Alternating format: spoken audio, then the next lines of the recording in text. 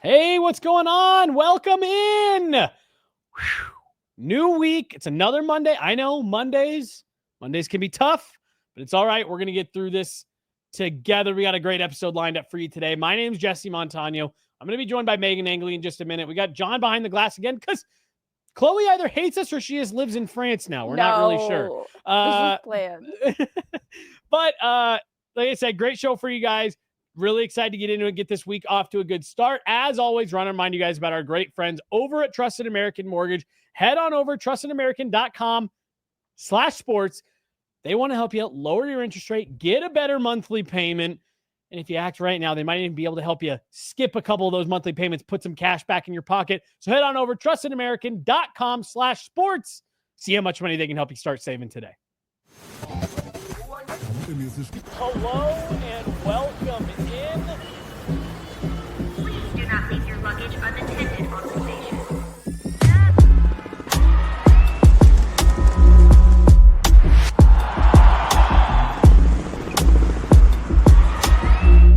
Welcome to the show. Hey everybody, welcome in. How's it going? I'm Jesse Montano. She's Meghan, the reason you're here. Meghan Angley. We got John behind the glass. Monday afternoon. How was your weekend, Meghan? Oh, it was so good. I did so little, but I did go to a workout class. Nice. And I'm getting so strong for the season, you guys. I could actually see your muscle definition when I walked in. I was like, or when you walked on, oh, woo. I thought that was someone recently released from prison coming to beat me up. It's just Meghan. Thank God. Well, good. I remember on Friday you were saying no real plans, and those are always the best weekends. Yeah, it was really relaxing. I read some of my book and went to the pool. It was great. Are you a reader? I'm getting back into it. I used to be, it was sickening how much I'd read that I had to just have a library card. Like I couldn't buy books because I would just read them so quickly. Okay, good for you. So I have a library card, but this is a book that I actually bought. So I need to kind of straddle library and buying books a little more responsibly. See, I just have the wandering brain attention span as I'm reading. So like the way I got back into reading, because I was one of those people who like hadn't read like an actual book yes. In many, many years, start to finish. And the way I've gotten back into it, I started by 10 pages a night when I'd get in bed. And there'd be, one or two nights where like, okay, I'll read a half page or whatever, but I would just 10 pages. And then eventually it was like, okay, well, I want to get to the end of this kind of thought in the book. Okay, well, I want to get to the end. And it really helped me get back into it because I really struggled ever since I was little, like just get into a book and suddenly you get through, a chunk of 3 pages and it's like, oh wait, shit, I don't even remember what I just read. So taking it into smaller bites has really helped me as I've gotten older.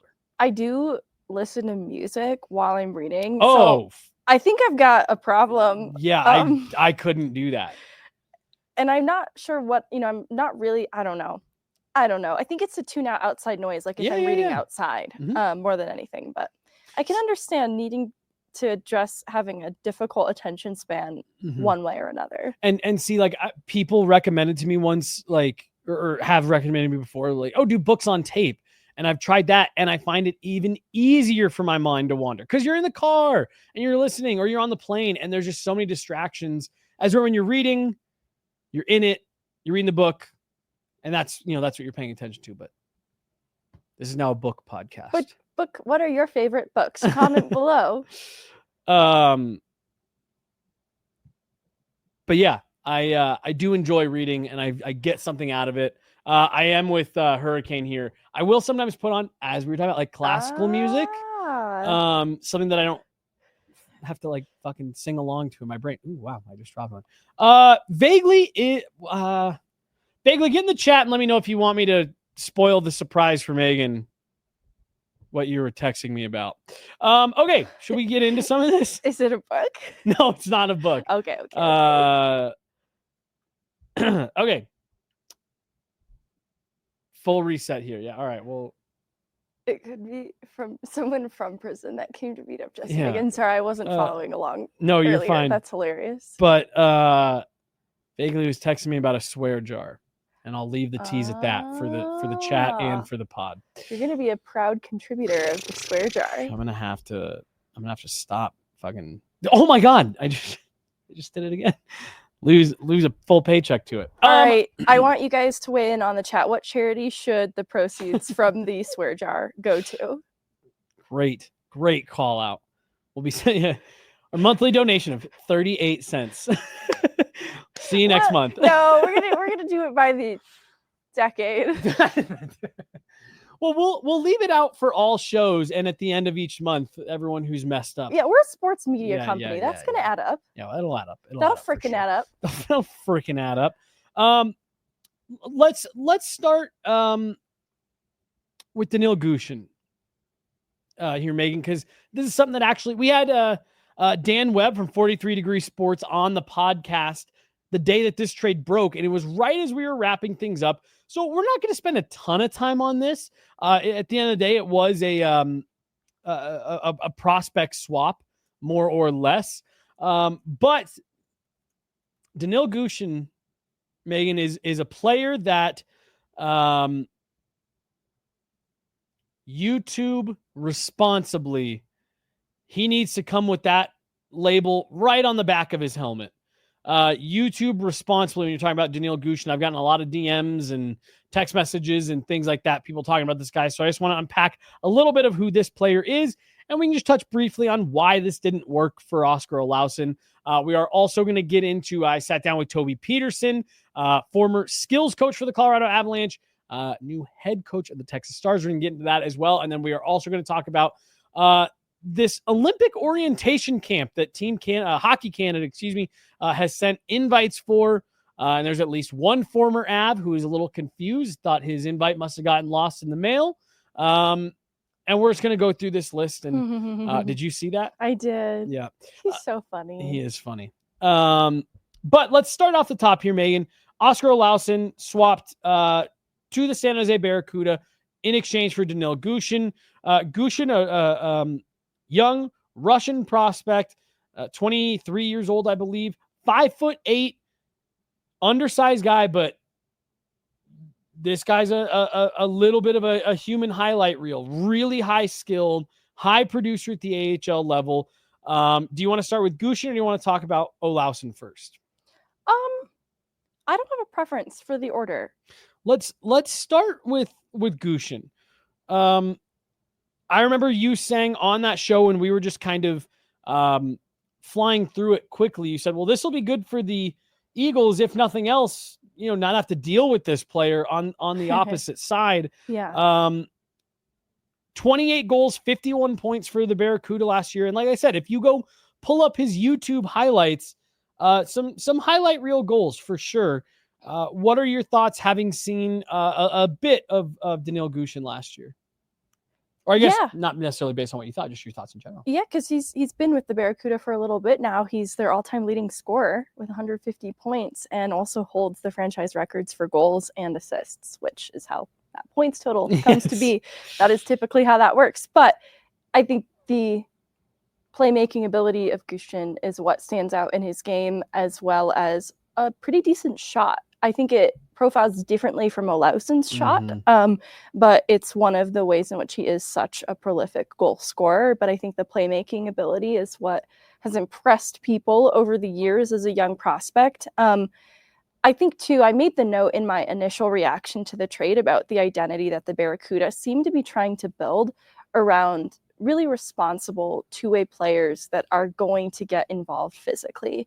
And I make mention of that as both a pro and a con for Gushchin, because I think what has ultimately led to this trade is Gushchin not adding enough to his game with respect to that to demonstrate NHL readiness. And that's kind of the case with most prospects, is they don't build out enough in their game around those pro habits to make that leap. And I think it's been building for him and there have been strides, but it's just not dimensional enough at this point with respect to being heavy on pucks and being more aggressive on the forecheck. And some of that is limitations because of his size that are a bit of a tough sell for this player. But he's still such a smart playmaker, and obviously the AHL production is what intrigues you about him. It just hasn't totally translated at the NHL level. And some of that relates to the opportunity in San Jose. I think that they have an abundance of young wingers coming up through the prospect pipeline that Gushchin's skill set is going to be kind of a top 6 forward, whether that be in the AHL, obviously he has NHL ambition, and that just isn't 12 games with the Sharks last year. An area of the San Jose lineup that they have a lot of opportunity because of some of these other young wingers that are in that pipeline. And so I think they had to make a decision about where they could afford, opportunity for players coming up through the ranks. And I think these are both 2 players in Olausson and Gushchin who are kind of at the end of their roads. So it's that, let's see if a change of scenery is maybe what these players need, because playing in more of a depth role in the NHL on the San Jose forward group didn't really lend itself to his game. And some of that is, the size limitations. And so though I still have those same concerns for Gushchin in Colorado, it's why I'm not sure I'm penciling him in an NHL lineup. And it is because to be successful in Jared Bednar's system, you do have to have a little bit of that heaviness in your game. And I referred to Dennis Malgin on a pod recently when we were talking about, I think, Gavin Brindley, or even if it was Gushchin, this applies to Gavin Brindley too. Like for Brindley and Gushchin, who are now 2 players that intrigue me, they do have the size hurdle that they need to overcome going into next season to justify NHL minutes. And I don't know that the barriers that Gushchin met in San Jose with respect to opportunity at the NHL level don't exist anymore here in Colorado, right? Like if anything, it's that much more competitive. And I don't know that the type of winger that he is what Colorado has need for at this given time. But if he can find a way with maybe a change of scenery and being inspired by some of the talent that is just around him in Colorado, right? And experience something of that Colorado bump, if in what I imagine will be limited opportunity, limited minutes, he can get some of that AHL production to translate more immediately, maybe in this new setting, right? It just resets his motivation a little bit. Then I see the path to sticking in an NHL lineup. But it's a bit of a hard sell for me altogether with Bardakov, a player that is just a little bit more matured and has a bit more of that two-way game already built into what he does. There are just other players that I think meet the bill of what it takes to play Colorado Avalanche hockey more immediately. And it's going to be then a bit of a challenge for Gushchin. But again, that natural playmaking ability is certainly intriguing. And at the end of the day, this is a huge boost in the overall production for the Colorado Eagles that they're going to be extremely excited to have. Yeah, that's a great call out there at the very end of, if nothing else, that's a great offensive boost for a great offensive punch added for the Eagles. It's a promotion from what Olausson was able to provide near the end of his time here. And that's not to take away from Olausson still being an AHL player, when it's all said and done, and finding ways to contribute, just not at the clip that I think where he was drafted, the Avs wanted to see him at. Like, I think the Avs would have loved to see Olausson be a top 6 option for the Eagles, and he just kind of got beat out of justifying that decision by players like Matthew Phillips. And so there's tremendous opportunity then for Gushchin to be what he was with the Barracuda for the Eagles. And I think his track is a little bit easier to the NHL than Olausson's was. Well, and for Olausson being a guy who there was so much emphasis on, when the Avs drafted him, this kid's got an NHL ready shot. He's a goal scorer. He's going to put the puck in the net. I remember he scored in that first preseason game he played in.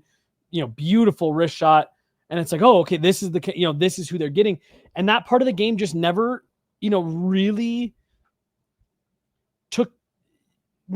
caught on in the way that they were expecting. That in conjunction with the fact that, as you and I have talked about several times over the last year, he never really built out other parts of his game. For a guy like Gushchin, Well, that offense, like, yeah, he can produce at the AHL Yeah. level. And to your point about Olausson getting beat out, it's because he couldn't produce and he couldn't find that goal scoring touch the same way that maybe the Avs thought they would or thought he would when they drafted him. That's not the case here with this player. He's going to produce the AHL level. He's going to be a playmaker, a goal scorer. Almost a point per game in pretty much every AHL season. He's going to get that. I want to go back to what you were saying, though, about him, Gushchin, being a top 6 player,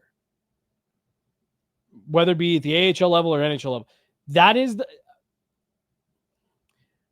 my brain was waffling on if I think that's a good thing for him or a bad thing for him. Because here we are talking about, well, they need a skilled player for that third line to play with Ross Colton, a guy who can just put pucks in the net. I don't know. Does that open a door of opportunity for Danil Gushchin to make a good impression at camp and potentially get a middle 6 look? But then at the same time, I sit there and say, okay, well, are we right back into the Jean-Luc Foudy?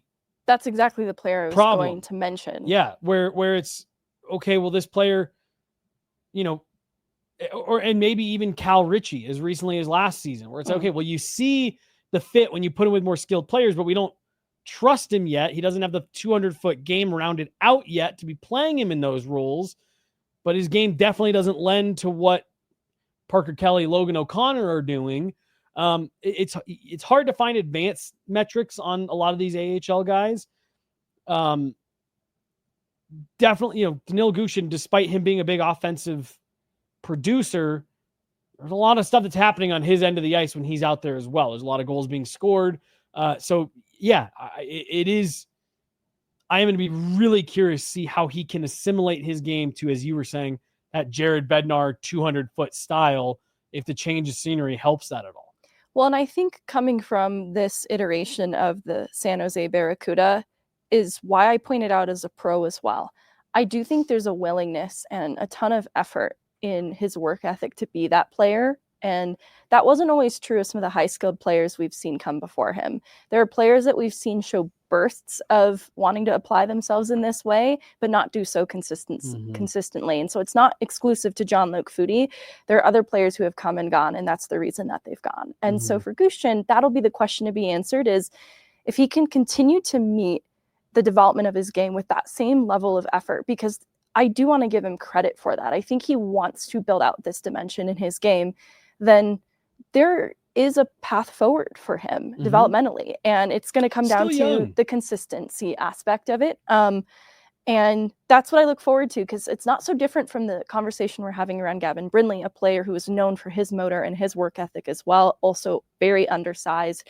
So it's not impossible for them to find their place, but they're going to have to really adopt the Logan O'Connor philosophy of meet whatever needs need to be met and become that player. And so it can be limiting then if he views himself as a top 6 player, no matter the level. He's going to have to really open up his game and be so much more versatile in Colorado in order for it to work out. But it's important to have this type of player in consideration alongside the Steinbergs and the Polans, who have really great two-way games and grit as it is, because you want both the skill and the grit and the work to come together. And so it's kind of a battle of to the middle for all of these players to see who can get there the soonest. Yeah. How using the NHL Edge stats, how round can you get your circle? How round can you get your circle? That's perfect. How round can you get your circle? I see Gushchin as a guy there's upside on. For me, I'm penciling him into that top line, top 6 with the Eagles.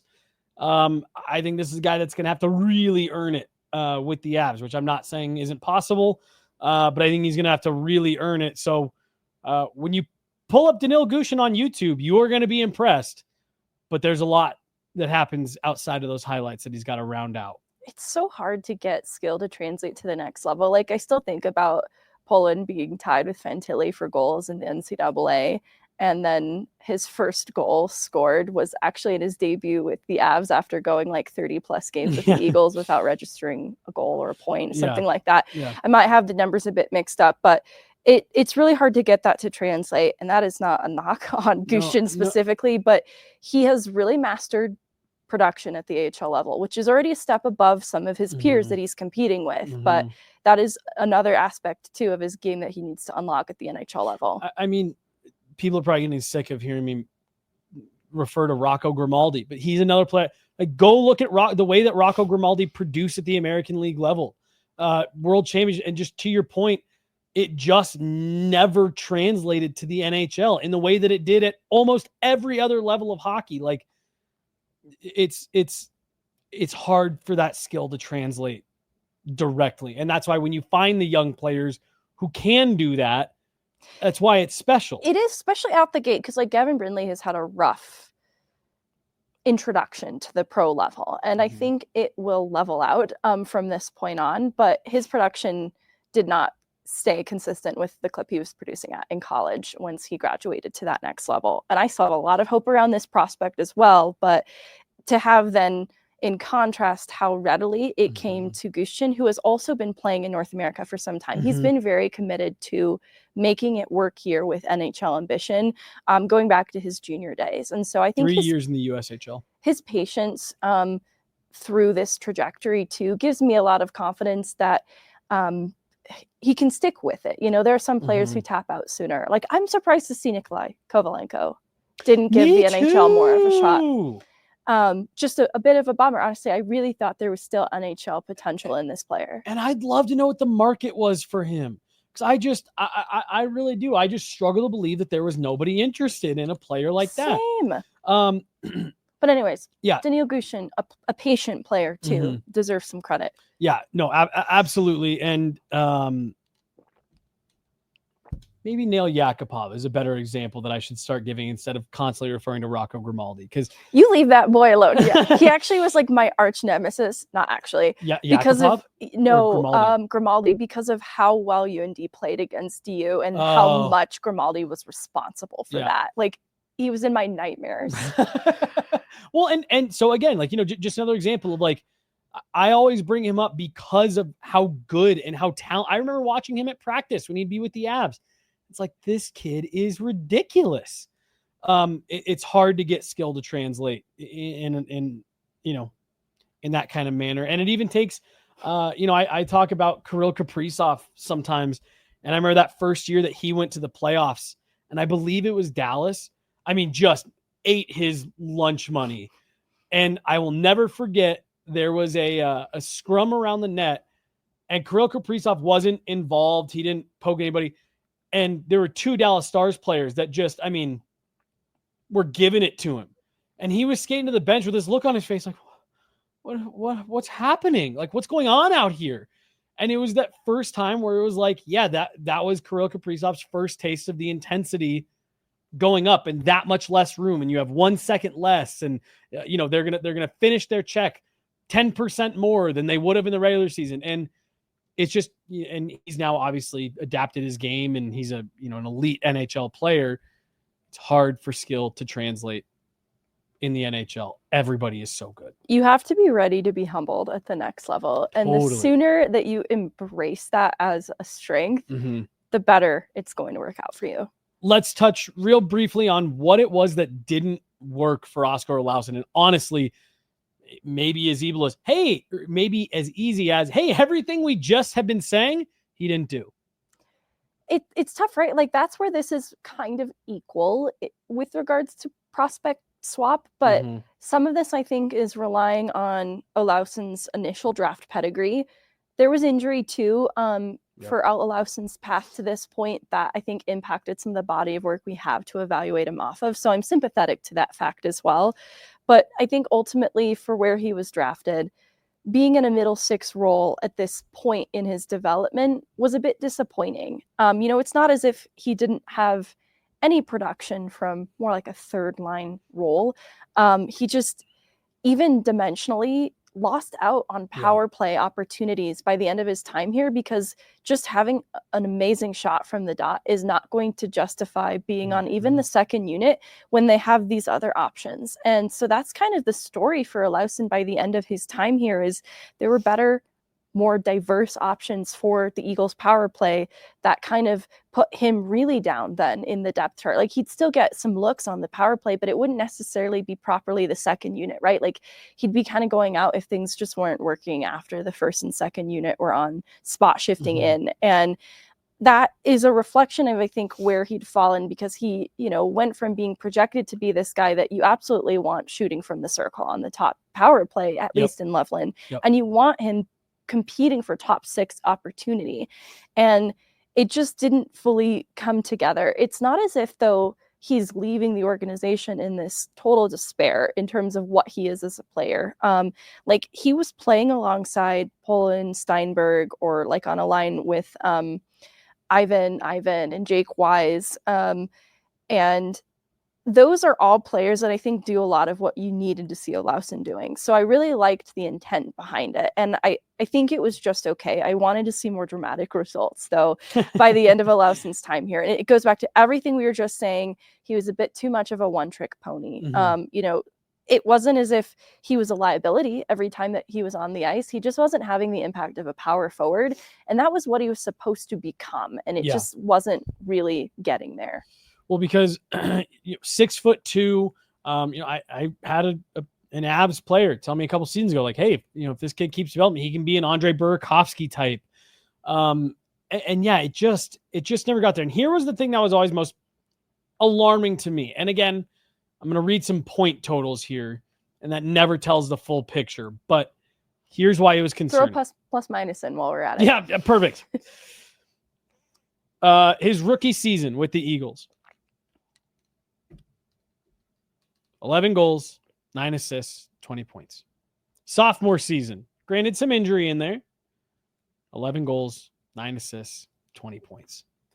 This most recent season with the Eagles gets back a little bit more healthy. 11 goals, 15 assists, 26 points. There's no progress being made. The point totals aren't accumulating. You know, you're not, again, for someone whose key tool, whose number one asset was his ability to produce, the production isn't going anywhere. And that, to me, with someone who's so much of his game, so much of the emphasis was, oh, he can put the puck in the net. It's like, well, why aren't we seeing those steps being taken then? And why is it, instead he's kind of going the opposite direction down the depth chart, to the point that, you know, what you just said, he worked his way off the power play, with the exception of some spot duty. That, to me, was concerning for a guy who is supposed to be an Andre Burakovsky type, who's defined by your offensive production. It's concerning to me that he wasn't taking those steps. And what I think is interesting too is he had a shot from the circle beat Askarov in the Barracuda series these last playoffs, and I can't help but wonder too if they're like, "Wow, I like that Olausson kid. What's the deal with 2-4?" And they're like, "It's a hell of a shot. You interested in a trade? How about your all-time leading franchise scorer for that shot?" For that guy right there, what a shot though, eh? Right, and Askarov, great goaltender, hard to beat, and Olausson just did it. So clean. Yeah, I really do. I think as it stands right now, I like the way that the Avs are coming out on this deal.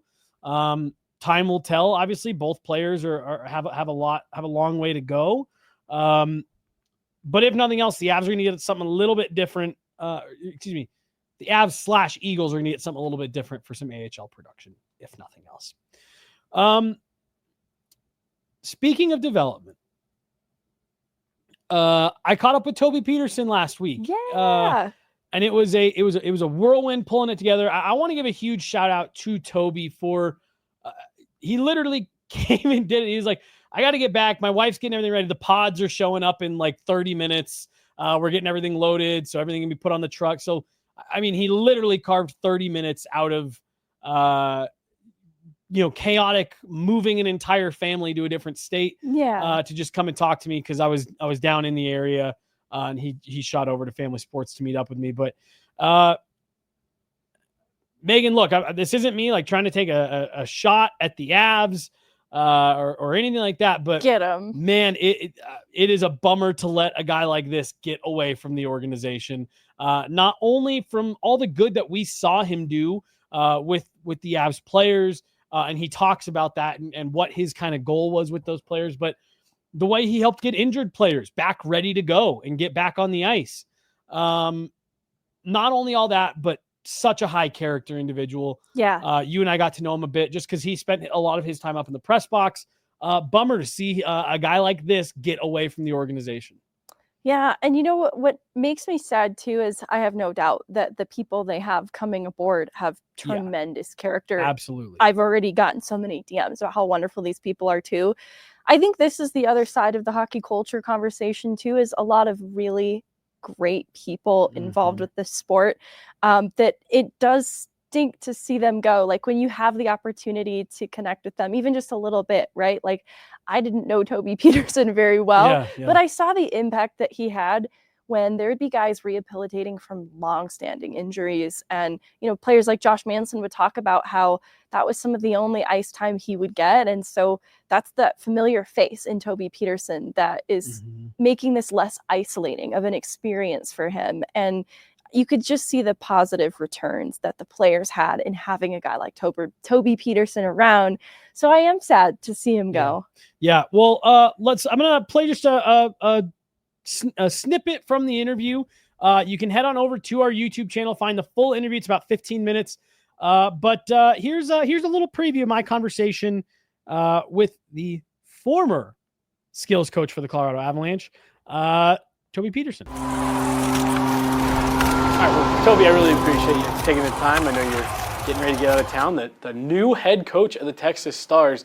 I guess, let me just start here. How has this summer been for you? Probably a bit of a whirlwind? Yeah, it's been a bit of a roller coaster. Obviously, we started summer earlier than we wanted, and then just getting into the flow of summer and doing all the kids' events, graduation for my oldest with high school. Nice. And then just got a call one morning, just warning me that hey, like Dallas is requesting permission to talk to you, and that kind of changed everything. And then from there, it's just really quick turnaround, and suddenly I'm the head coach of the Texas Stars. Now we're dealing with that, and it's a good problem to have for sure, but it's a lot of moving parts right now for the family and I. Yeah, like you said, the summer started a little bit earlier than you guys probably had planned, but isn't it crazy how something like this happens and suddenly there's not enough time left in the summer? Yep. So I guess just, you were the skills coach for the Colorado Avalanche for the last couple of seasons, but before that, you were an assistant coach at the AHL level. Yep. You played professionally for about 15 years. At what point for you in all of that did this kind of become a goal for you, or was this a goal for you? Have you just been kind of, how has this all unfolded for you since your playing days? Yeah, great question. There wasn't a point this summer where I was like, I have to be a head coach next year. Like that certainly was not on my bingo card for this summer. Yeah. There was openings available, and I wasn't actively putting my name out there. I wasn't requesting permission from Chris McFarland or anyone. Can I go be a head coach somewhere? But I knew in the back of my mind that with the two positions that were available with the Avs, that became available over time, and just wasn't really a fit, that I had to go out and get some experience, to try to move my way into the NHL coaching circle, like the actual behind the bench coaching circle. Yeah. I knew I had to go get some reps at the AHL and try to be a head coach. So when this opportunity came along, there was no way I was going to pass it up. Yeah, I mean it's. I've talked about it with folks before, and I think you and I maybe even talked about that the AHL maybe doesn't get as much credit as it deserves. The skill level and the talent from coaches to, even equipment guys and trainers. Like there's some really highly coveted positions. The one that you ended up in, like, is this something that you, not necessarily with Texas or whoever, but is this something that you've been eyeing, since your playing days? We talk to guys who say they can identify, players, teammates who they think could be coaches one day. Is this something that you always felt was in you? Absolutely, yeah. I always felt I had the potential to be a head coach, at some point, at some level. I knew I had it in me to do that. I had a coach's mentality as a player, especially at the end, or mostly at the end, when you're entering the twilight of your career, you start to look elsewhere and kind of say, well, what skills do I have that I could pass on to the next generation of stars in the league? So that's when going from the NHL back to the AHL for my final 2 seasons really helped me kind of become a mentor and figure out my path, what it's going to take to. Willie Desjardins was the coach in Texas at the time, and trying to figure out what he did or some of the things that he was doing behind the scenes to have a successful team. We ended up winning the Calder Cup with him at the helm, so he was a good mentor. And then obviously the next season I'm working with Jared Bednar, so like I got pretty fortunate with the people I've had as mentors, and you know, been able to learn from some really good guys and good hockey minds. But for sure, it's something that I've had my eye on for a long time. And of course, like when my playing days stopped there in Texas, my first call was to Scott White. It was, do you have any openings? At that time, they were 2-coach team. They needed someone with more experience, and there wasn't even a job available, if I remember correctly. So, but I just was trying to get on his radar because obviously would have loved to just keep the family in Austin and make that transition. But, obviously it didn't work out. But so it's funny how things come full circle, though, and now I'm back with the organization that I finished with. No kidding. Well, so you used a couple words that you said, mentorship, and just really help you pass stuff on. Yep. Development, is that what you say your passion is now? Yeah, it's been that for quite a few years now in the hockey world. I mean, like I mentioned, the last couple of years playing was helping guys like, Riley Smith was around, Jamie Alexiak, like a lot of guys that went on to have had good, Cody Eakin, good NHL careers, were the guys that were coming up through the system in Texas. And those are the guys I was really focusing on, just trying to, as much as I could with the other leaders that they're still there, we're still there, trying to get those guys to do things the right way. And they're, to their credit, very receptive and helped us win the championship. So, but beyond that, then becoming an AHL assistant coach, like your main job obviously is development. For me, it was development of forwards, but obviously helping with the D where possible, but development of the forwards. So that's been my focus for years. And then being the skills coach here with the Avs for 2 years, like you're just trying to find find those few inches, find the little 1%, 2% gains you can give these guys to try to help them in the games. Obviously, you work with some guys more than others. And with me, it was a lot of times it was the injured guys. But you're just trying to find ways to make them more comfortable on the ice and make them better. And so when the games come around at the high speed that they play, they're ready for it. So I won't lie to you. I've talked to some of my like real hockey nerd friends about you because I've watched the way that you work with some of those guys, and I think the way you just put it was excellent. You're just trying to find those extra couple inches. Throwing guys bad passes or passes that are bit off the ice or rimming them around the wall, and just those little tiny reps. How much fun was that for you to get to work on those tiny little things, or was it tedious at times working on a sauce pass 2 inches off the ice, 2 inches off the ice? What was that like getting to work on it from that perspective? I loved it. Every day was a new challenge. I mean, I got to work with guys and kind of depending on who was going to come to me at the end of the practice, obviously would change things. But I had drills in my head always ready, so no matter who came, I had something ready for them. But then especially with the injured guys, like when I would have a guy and I knew I'd have him for an extended period of time, like I would have a plan in place based on the player. Like Val's probably going to do different drills than Devontae's if he's with me. Like it's just different positions, different skill sets you're trying to work on. And things in their game that they're trying to work on, they'll often come to me and say, I want to work on rims. I'm having troubles with the rims. Landy's a good example. Like when he was coming back, he wanted to do a lot of rims. He wanted to do wall work, just get that back and get comfortable. So so it was fun for me, though, being able to mix it up every day. No 2 days ever looked alike. And I had fun. Like, I got, you get sore elbows, sore forearms from saucing a million passes at the same time. But it was a pleasure.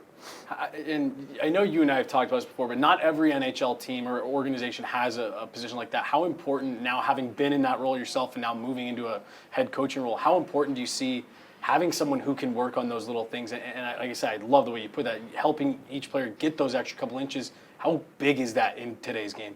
Yeah, I think it's huge. I mean, guys want it. They a lot of them have them in the summer. They're on, they hire guys to come out on the ice with them and work on different parts of their game. And I know the numbers it seems like they're kind of picking up in the NHL. More and more teams are hiring them full time. But a lot of teams that don't have them on full time, they still have someone around that can come and help out in the community, so that they're getting their reps. But I do think it's important to get that individual work, because the practices, it's a lot of systems, it's a lot of puck touches, but it's really they're kind of scripted. Like your route down the ice, you're getting the pass here, you're coming down the ice, you're going to cut to the middle, you're going to shoot it. Like it's really scripted. You can almost do it in your sleep. When you get a skills coach, that's doing different drills, like a lot of times they can apply pressure, make you think quick, have different cone setups and things that can keep them on their toes a little bit more than they're going to get in an average practice. Well, I mean, I remember I'd see guys that would be working with you guys, whether it be they're coming back from injury, and they'd get frustrated at stuff. To your point, guys don't get frustrated running through your normal warm-up drills and stuff like that in practice. So, just that little bit of nuance. I always found it fascinating. just to watch what you were working on with guys. You want to go back to Jared Bednar because you worked behind the bench with him at the American League level. Yep. Now work with him here. How much have you been able to take away from what Jared does day to day that you're applying going forward, or just not even going forward, just day to day? Yeah, I've learned a ton from Jared. Obviously, like being around him for 2 years in the Columbus organization in the minors, and then 2 years here with the Avs. Learned a ton from him. Fortunately, I'm a pretty observant person. Like I'm always kind of taking mental notes. Yeah. So just watching the way he goes about his business, his preparation, his video sessions, and just kind of watching all that, you definitely pick up a lot from him. And fortunate to have worked with him for all that time, and great mentor and good friend.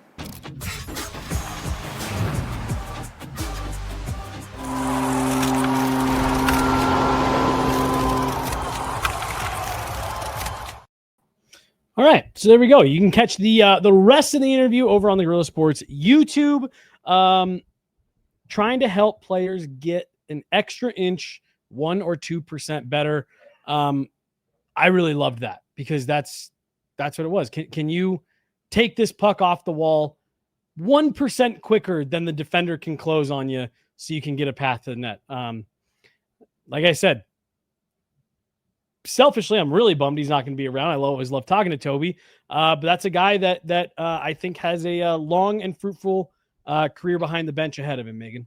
Yeah, it's a very detail-oriented view of the game to have had this skills coach role, because he did break it down to identifying individual players' needs in order to come up with the specific drills that would benefit them most. And I think that's going to translate very well then to highlighting his players' strengths in Texas, and being able to pinpoint too what might need to be built into their game, and immediately having an idea of just how to do that. Yeah. So I remember seeing this with Ben Myers, like on optional practice days, some of the extra work that Toby Petersen would do with respect to things like more advantages in getting pucks through traffic, with some of the tools that they'd bring out onto the ice. And, it's not completely unique to the Avs in this way, but that expertise to be able to pinpoint what the player needs and to come up with drills to be able to work on those things is going to lend itself a lot in an AHL head coaching role. Well, and getting to, he was an assistant coach for Jared Bednar when they won the Calder Cup with the Cleveland Monsters. And then obviously having worked with Jared Bednar now for the last couple of years in this, again, championship expectations type organization.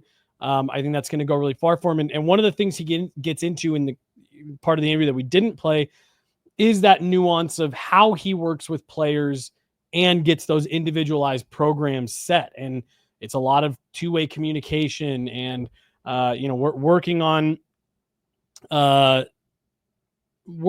things, and then being able to go back and watch the video and giving the why and saying, hey, here's what we worked on. Here's the film of where you did it or didn't do it in the game. And all of this to say, I'm with you. I think he's going to be extremely well equipped to be an effective head coach at the AHL level. I think he's got a really great demeanor to connect with young players too. It feels very positive and affirming, and that kind of delivery when you're delivering what might be received as a criticism is very important with young players. So I think it's going to translate well in an AHL environment specifically. Well, and then he didn't bring this up, but I'll say it for him. When you've worked a couple of years with a guy like Nathan McKinnon, a guy like Cale Makar, and those level of experts, these are easy conversations now. Yeah. With AHL players, I can do that all day. And so he's going to be set up well. I'm looking forward to, he said that, and I'm actually going to go double check right now. Cause I asked him after the interview, I said, you guys are coming to Colorado, right? And he said, yep. He goes, I'd have to double check. The Eagles might even be the team that we play at 3 times. Interesting. Yeah. Cause they're an outside of division opponent, but they do play each other. I just don't know in total what it'll amount to, but that'll be very fun if it's in Colorado 3 times. Yeah. He said, and I'm trying to go through now. But yeah, I'm hoping that our paths can cross with Toby at least a couple times this coming season. Anything else on Toby or just any of that, development AHL. I am going to be curious to see who the Avs get to fill in this skills coach position role. Yeah. That's something they definitely like having around. No, I'm really curious now too. It's kind of had some turnover now the last couple of seasons, so I'm excited to see who they bring in, and hopefully they can add their own spin on things in the way that Toby did. Yeah, absolutely, and best of luck to Toby, no doubt about it. Like I said, selfishly, I'm bummed, but best of luck to him. Great guy. We've talked a lot about hockey culture in the last week. He is one of the good eggs. Yep, yeah, he's one of the ones you want. All right, we're gonna wrap things up today by talking about an interesting list of camp invitees for Hockey Canada. Orientation camp coming up here for Hockey Canada. Essentially, what they've done is gone through and it's a preliminary list of 45 skaters who are being I'm going to say are right now being considered for the Olympic roster. I had it pulled up earlier. I can send you. I had a second. Let me send you. And I wanted to just go. All right, here we go. You got it. Should I read all the names or should I just put it up on screen? Oh, put it up on screen. All right, let's do that. And then read all of the names. And then read each one. I could do that. Wrong thing. All right. Okay. This isn't going to be edited, so we're going to be boom. All right. Hard to see, but I'm going to start with the forwards because I actually think this is the one where it makes the most sense.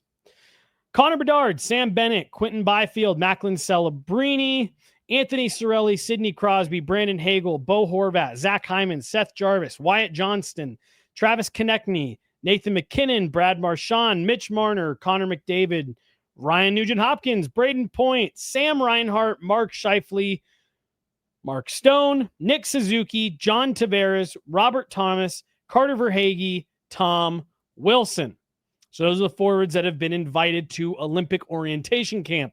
On defense, Evan Bouchard, Noah Dobson, Drew Doughty, Aaron Ekblad, Thomas Harley, Cale Makar, Brandon Montour, Josh Morrissey, Colton Parayko, Travis Sanheim, Shea Theodore, Devon Taves, Mackenzie Weegar. Now, the most puzzling part of this list to me, Megan, right there at the top, goaltending. The 3 goaltenders, just 3, have been invited to Olympic orientation camp for Hockey Canada. What did Logan Thompson do? Jordan Binnington, Aiden Hill, Sam Montembeault. First of all, Mackenzie Blackwood snubbed. Honestly, him and Logan Thompson snubbed.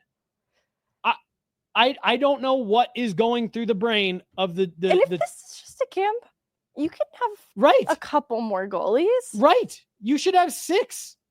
You should have between the snub of Thompson, Blackwood, maybe even Kemper after the year that he had. Yes. I'm just like, we really lock ourselves into just 3 goalies. And honestly, I know Jordan Binnington woke up at the very tail end of 4 Nations and turned in a stellar performance in overtime of the final. I don't have an issue with having those 3 goalies there, but you genuinely, based on the way last season went, the 3 goalies that you just listed would be my 3 goalies.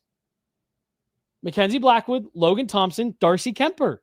If the league wants to continue, Hockey Canada wants to keep sleeping on Mackenzie Blackwood, that's fine. Right. They'll know soon enough. Well, I don't get to your point. This is an orientation camp. You have 45 guys going. You have double the amount of forwards that you're going to end up taking. You have double the amount of defensemen that you're going to end up taking. Yet you're taking the 3 goalies that you took to 4 Nations and that's it? Right. Just for the purpose of this camp, right? I imagine it's going to be broken down into groups and things. You might need to, I don't know, rotate in some goalies, alleviate some of these I don't know. I'm imagining it like development camp, and I'm like, yeah, you can definitely spare some goalies here. Right. And knowing that like this isn't necessarily indicative of what the final roster is going to be. Sure, if one of those 3 goalies that we just mentioned comes out and starts the season with his hair on fire, yeah, maybe they'll but I just you got guys on this list that you're not going to take. You're unless he goes absolutely crazy, you're not putting John Tavares on this team. Bo Horvat's probably not making this team. Wyatt Johnston probably isn't making this team. Connor Bedard, Macklin Celebrini, I think are going to have a hard time making this team. But you got them there because if they start off the season playing well enough, you want to have them as an option. I don't get why you would limit yourself to 3 goalies that, in my opinion, are the 3 wrong goalies to have there. I just don't get it. Yeah, I don't get it either. It feels like a message is being sent 100% covertly that there's more to this than just 3 goalies, no big deal. It's like it's 3 goalies and these 3 only. These are our goalies. Yeah, well, honestly, like I 100% agree with you, and I know Hockey Canada is big on, well, we like for you to have played for us before. So honestly, like if you're going to send that message with the goalies, why is Connor Bedard on this list? He skipped World Championships. Are you not mad at him? Are you not sending a message to him too? I find it so bizarre. Even if you end up taking these 3 goalies, why not have 3 other high-end goaltenders at your camp just in case? I don't get it. To have had the look, right? Right. In season, you'll have the regular season results, but with these players, right, this is a limited opportunity to see all of them together. Why wouldn't you want more information? I'm with you. This feels like a message of these are our goaltenders. I think there's got to be some interpersonal issue. Maybe not so much with Blackwood and Kemper, who are Kemper's. I'm pointing out Logan Thompson specifically. Darcy Kemper, notoriously hard to get along with. No, and I don't even know that it's like anyone's a villain. It's just there's probably history here that is influencing this. And for Kemper, I think it's more so he's just kind of nearing that, what do you call it, like the back 9 of his career. So even though he put up great numbers this last year, I think there's just an understanding of what he is, where he's at. And with Blackwood, he's too unknown and untested. With Thompson, it's curious, I guess, like he had so many injuries in the Cup year for Vegas that maybe he's a bit untested in that sense, but a good season with Washington this last year. And so a lot of people thought his body of work wouldn't be consistent, kind of after some of the early success in Vegas. And there's been some injury concern, but beyond that, he's continued to put up pretty good numbers. So I don't know what it is. Feels cultural. Yeah, I don't know. There's definitely something weird about it. Is Sam Montembeault like, because he's the one. I still think Aiden Hill is an interesting pick over some of the other guys, but Montembeault is the one for me where it's like, this dude is shockingly average. Trying to see. Wow. Okay. So I knew him as a young goalie in my mind from when I first saw him breaking into the league, but he's 28 now, which is still young for a goaltender, for the record, but older than I expected. Yeah. And like just for the first time took over the starter role this last year was average. And it's like, so you want to make sure that you've got room to have that guy, but not to bring in 3 other guys that could be starters for you. You're that content with Jordan Binnington, who is either elite or terrible. Aiden Hill, who I'm with you, he's exceeded expectations. No problem there. And then Montembeault, who's a career 900 goaltender. No real playoff experience outside of 3 games this last season. It's got to be a chemistry thing, right? Like these don't disrupt. Right. The balance of the group, the vibe of the group, which is crazy with Jordan Binnington. Right. Right. The fact that you're saying all that and their go-to guy is Jordan Binnington. It's got to be different to be his teammate. The most like volatile guy. Like if you know him as a teammate, maybe it's fine. I don't know. But I mean, how many of these Confirmed, guys has that's why Kadri's not there. How many of these guys has he tried to fight? Right. There has to be at least a couple. How many guys has he swung sticks at? That actually isn't now. This is a crazy conspiracy with Kadri being left off the list. I'm starting to think that Jordan Binnington's making all of these decisions. Kadri was the player that I teased off the top that publicly dropped some question marks in the comment section of this list being released. He's so funny. But also, there are a lot of setters represented in this list that are very good. So I kind of see just from that perspective. But I don't know. It's hard for me to find a player on this list that I'm like, ooh, Kadri's clearly ahead of this guy. Well, Tom Wilson, a winger. But Tom Wilson being on this list ahead of Kadri, though a center, is weird to me. I don't know why that's weird to me. And everyone has a different role to play in the makeup of a forward group. And so like what Tom Wilson is not largely represented here necessarily. So I guess I get it. I remember them saying that they liked that for the Tkachuk factor. Which he's a Tkachuk brother deterrent. He definitely is. So like that isn't really represented here a ton else. Other than like Sam Bennett, I don't know. But yeah. Imagine a line. Sam Bennett's a center, right? Yes. Bennett, Marchand, Tom Wilson. I mean, it sounds annoying. Right. That's what I'm saying. That's what I'm saying. I don't know. I mean, maybe since we're inviting everyone. Right. Yeah. I'm just kidding. It is funny. Where did you draw the line on the list? What were you going to say you like? I love seeing the babies there, Yeah.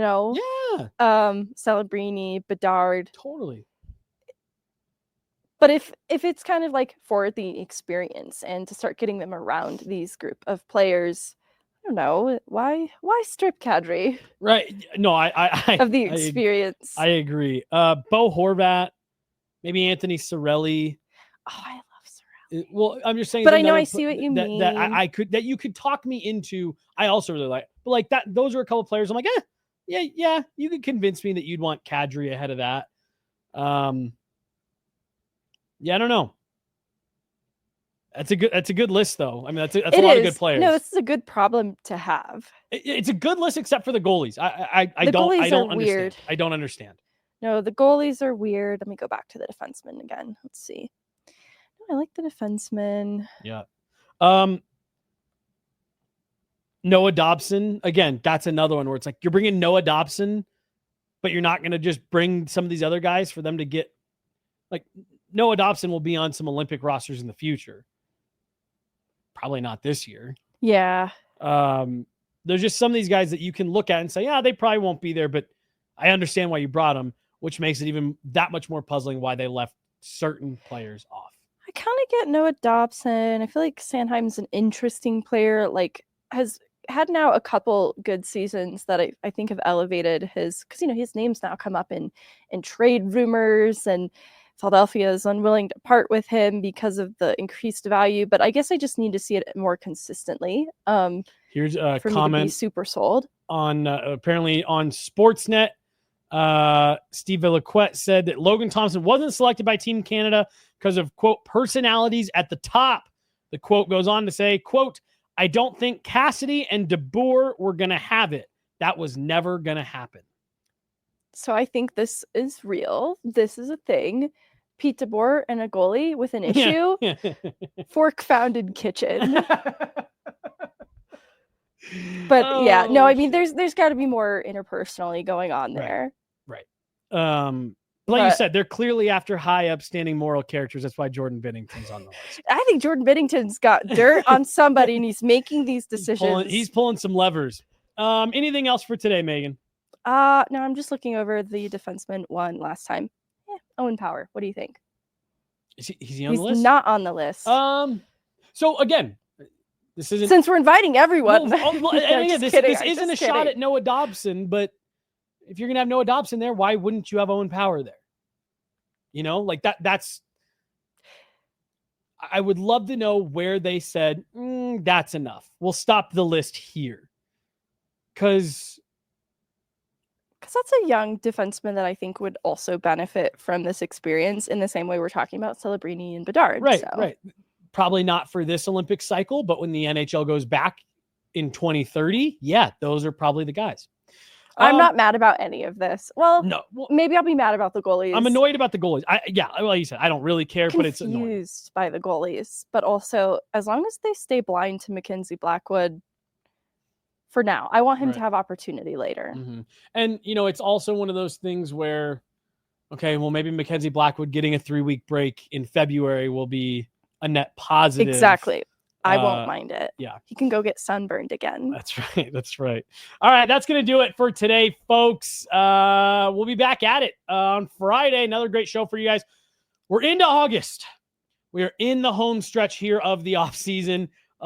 We have camp next month. Yeah, it's still a month out, but it's next month. So we're getting there, folks. Meghan and I are actually going to be meeting a couple times this week to be discussing some content and what we're going to be bringing to you guys next. So really looking forward to it. And then make sure you guys do catch the full Toby Petersen interview on our YouTube channel that you can go watch right now. It's a great chat. And then coming up here in about 15, 20 minutes, we'll have Going Deep with Jackson and Goodman, Nate Jackson, Eric Goodman, breaking down everything Broncos, NFL coming up right here on the Guerrilla Sports Podcast Network. Like I said, in about 15, 20 minutes. So stay locked in. We'll have it for you guys then. Thank you so much. We will talk to you later. Big shout out to John behind the glass. We'll talk to you guys next time. Have a good one. Have a great week. Bye. See ya.